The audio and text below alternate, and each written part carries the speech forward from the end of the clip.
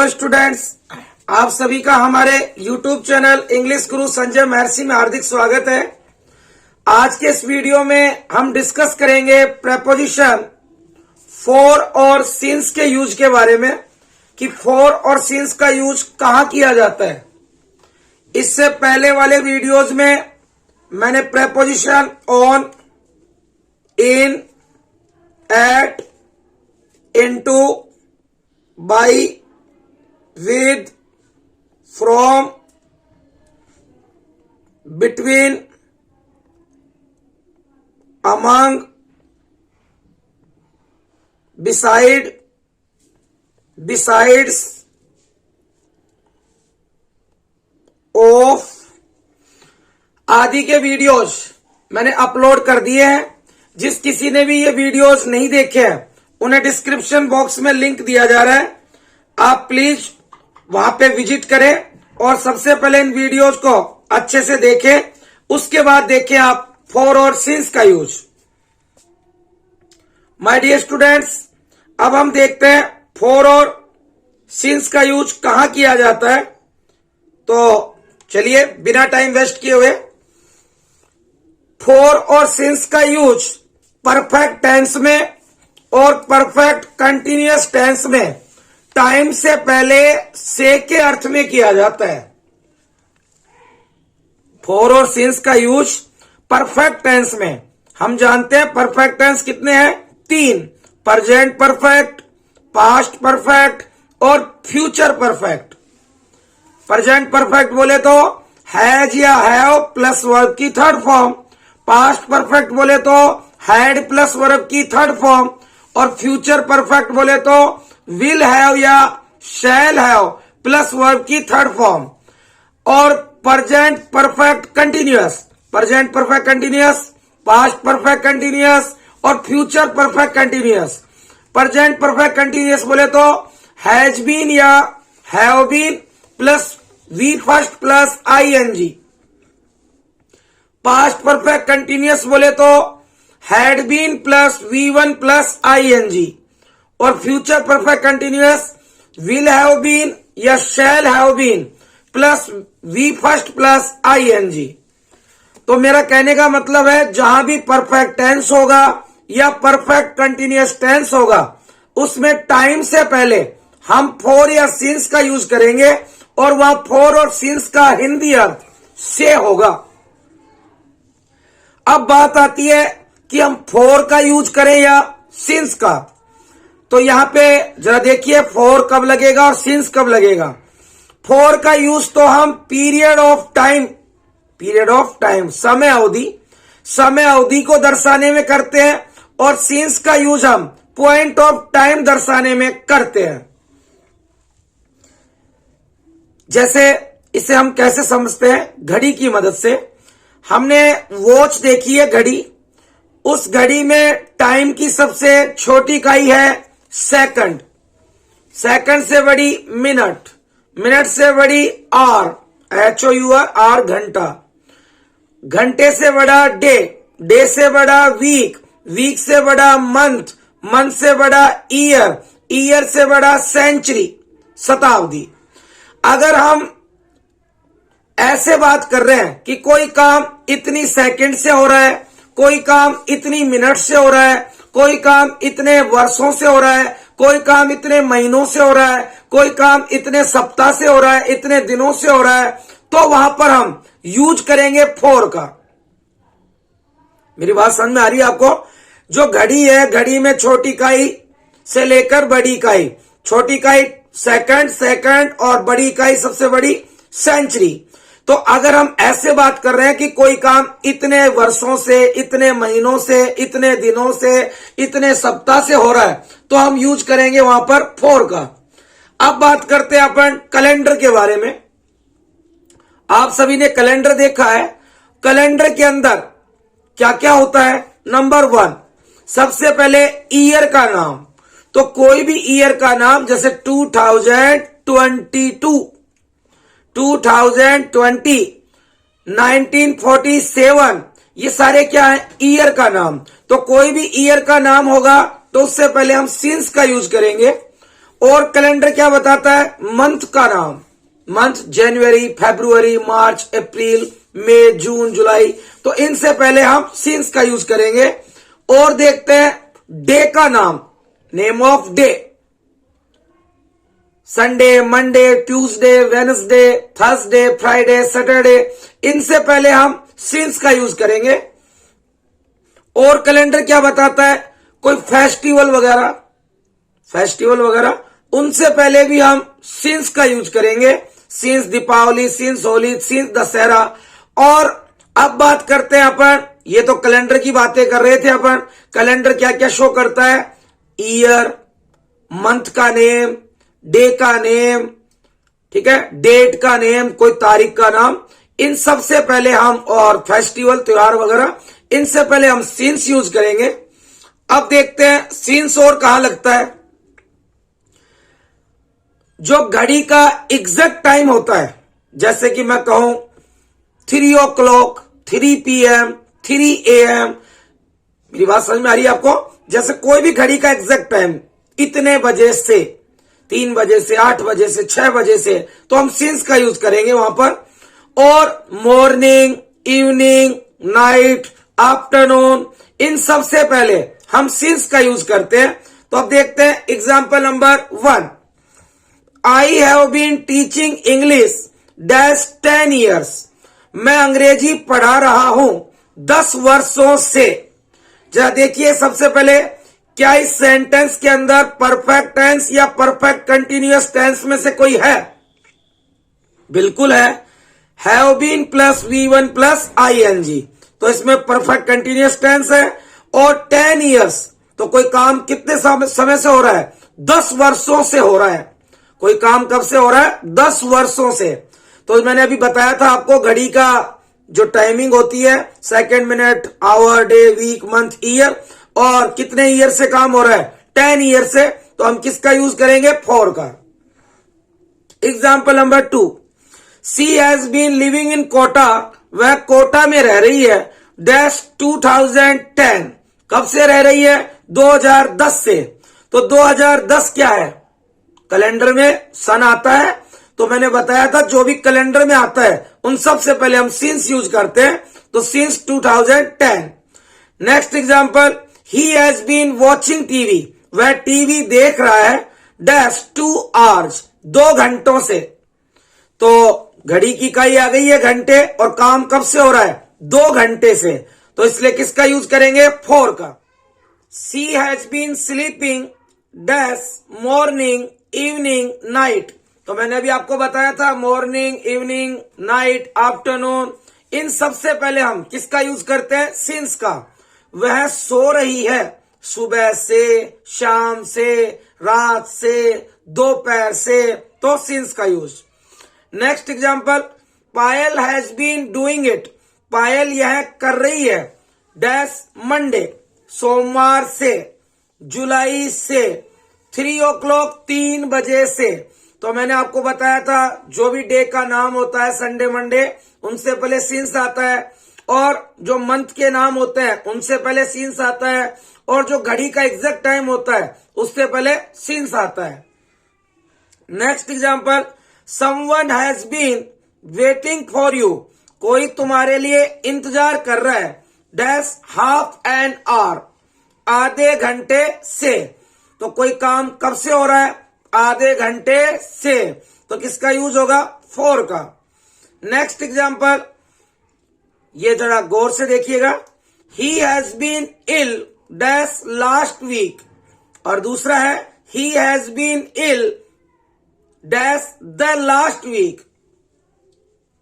आपको 2 सेंटेंस दिखे हैं। पहले तो इनमें टेंस देखते हैं अपन कौन सा है।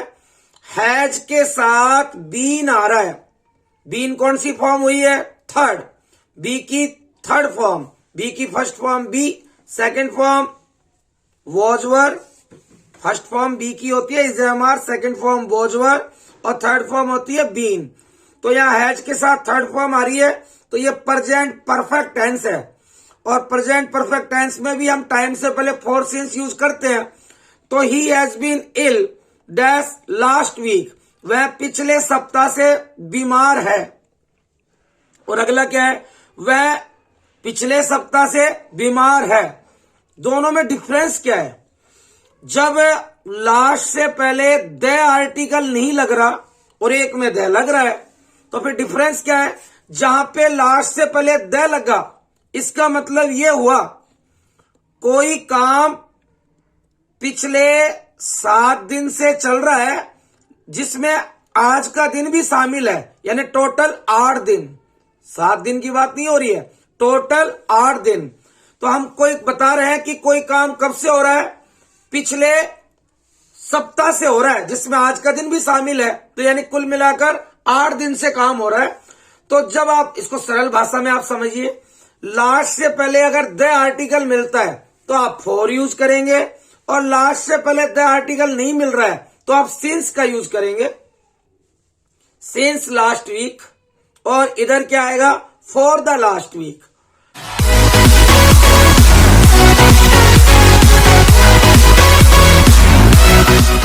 अब देखते हैं अपन फॉर का नेक्स्ट यूज, जो बोर्ड की दृष्टि से बड़ा इंपॉर्टेंट यूज है। और आपको मैंने अभी अभी जो फॉर सिंस का यूज समझा है, ये ज्यादा इंपॉर्टेंट है फॉर सिंस के लिए। अब मैं पर्टिकुलर बात करूंगा फॉर का यूज और कहां कहां कर सकते हैं अपन। जब भी कोई वस्तु किसी चीज के बदले में मतलब खरीदी जाती है, एक्सचेंज की जाती है, कोई एक चीज के बदले में दूसरी चीज, जब हम कोई चीज को एक्सचेंज करते हैं किसी के बदले में, तो वहां पर हम फॉर का यूज करते हैं। मैं इसको थोड़ा सरल भाषा में और बताऊं, जब भी हम किसी चीज के बदले में कोई दूसरी चीज खरीदते हैं या बेचते हैं, तो वहां पर हम फॉर का यूज करते हैं। जैसे example, I bought this book, मैंने यह पुस्तक खरीदी, डैश RS 100 रुपए में। तो जरा देखिए, पुस्तक खरीदी गई है कितने में? 100 रुपए में। तो जरा देखिए, 100 रुपए में आपने कोई पुस्तक खरीदी, तो एक्सचेंज हुआ है, आपने उसको 100 दिए और आपने पुस्तक को खरीदा। तो यहां पे किसका यूज होगा? फॉर का। We sold our old house dash RS 10 lakhs, हमने हमारा पुराना घर बेच दिया 10 लाख में। तो आपने घर किसी चीज के बदले में बेचा है, किसी चीज के बदले में खरीदा या बेचा जाता है, तो वहां पर अपन फॉर का यूज करेंगे। तो यहां पर घर किसके बदले में बेचा गया है? 10 लाख के बदले में, तो यूज होगा फॉर का। और नेक्स्ट बात करते हैं, फॉर का अर्थ क्या होता है? के लिए। फॉर की हिंदी होती है के लिए। तो जहां पर हमें के लिए अर्थ रखना हो, वहां भी फॉर का यूज किया जाता है। जैसे this gift is for you, यह गिफ्ट तुम्हारे लिए है। आई डू इट, मैं यह करता हूं, डैश अर्निंग मनी, धन कमाने के लिए, उद्देश्य, उद्देश्य बताने के लिए फॉर का यूज करते हैं अपन। मैं यह करता हूं धन कमाने के लिए, तो के लिए आ गया फॉर का use. I have come here, मैं यहां आया हूं, डैश यू, तुम्हारे लिए, फॉर यू। नेक्स्ट है के पक्ष में। के पक्ष में, अगर अपन के पक्ष की बात करते हैं पक्ष में, तब तो फॉर का यूज होता है। और के विपक्ष में, के विरुद्ध के बात करते हैं, तो वहां अगेंस्ट का यूज होता है। जैसे example, I will vote dash you, मैं तुम्हारे पक्ष में वोट डालूंगा, मैं तुम्हारे पक्ष में वोट करूंगा। तो यहां पर पक्ष की बात हो रही है, तो vote for you. Next example, I am dash people who are honest and laborious, मैं उन लोगों के पक्ष में हूं जो ईमानदार और परिश्रमी होते हैं। मैं उन लोगों के पक्ष में हूं जो ईमानदार और परिश्रमी होते हैं। नेक्स्ट देखते हैं फॉर का यूज। फॉर का यूज तक के अर्थ में भी किया जाता है। जहां पे हमें हिंदी अर्थ तक लाना हो, तो हम वहां टाइम से पहले फॉर का यूज कर सकते हैं। जैसे एग्जांपल, वी लिव्ड देयर, हम वहां रहे, डैश 10 years, 10 वर्ष तक, हम वहां रहे 10 वर्ष तक। तो यहां पर देखिए, आपको हिंदी क्या लानी पड़ रही है? तक। हम वहां 10 वर्ष तक रहे, तो आप टाइम से पहले फॉर का यूज करेंगे, और फॉर का अर्थ यहां क्या होगा? तक। Next example, the meeting lasted का मतलब चली डैश 1 आवर, 1 घंटे तक। तो यहां पर टाइम से पहले आप तक का यूज कर रहे हैं तो फॉर का यूज होगा। The meeting lasted for 1 hour. अब देखते हैं हम नेक्स्ट।